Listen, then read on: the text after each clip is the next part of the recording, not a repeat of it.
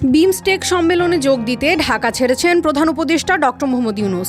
সকাল ৮টা ৫৫ হযরত শাহজালাল আন্তর্জাতিক বিমানবন্দর থেকে তিনি ঢাকা ছাড়েন বলে জানিয়েছেন প্রধান উপদেষ্টার প্রেস উইং। দক্ষিণ এশিয়ার শীর্ষ নেতাদের অংশগ্রহণে থাইল্যান্ডের ব্যাংককে বিমস্টেকের ষষ্ঠ শীর্ষ সম্মেলন অনুষ্ঠিত হবে। এতে অংশ নিতে ৩ থেকে ৪ এপ্রিল থাইল্যান্ডে অবস্থান করবেন প্রধান উপদেষ্টা।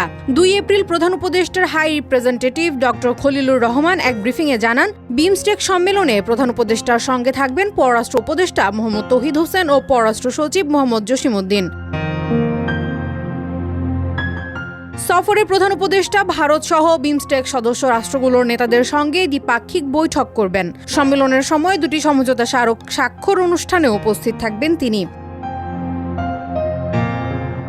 এদিকে বিমস্টেক সম্মেলনের ফাঁকে প্রধান উপদেষ্টা ডক্টর মোহাম্মদ ইউনূসের সঙ্গে ভারতের প্রধানমন্ত্রী নরেন্দ্র মোদীর প্রথম দ্বিপাক্ষিক বৈঠক অনুষ্ঠিত হতে যাচ্ছে ব্যাংককে। ব্যাংকক সময় শুক্রবার বিকেল ৩টা ৪৫ বৈঠক হওয়ার কথা রয়েছে। এছাড়াও তৃতীয় দিনে আনুষ্ঠানিকভাবে পরবর্তী ২ বছরের জন্য বিমস্টেকের চেয়ারম্যান হিসেবে দায়িত্ব নেবে বাংলাদেশ।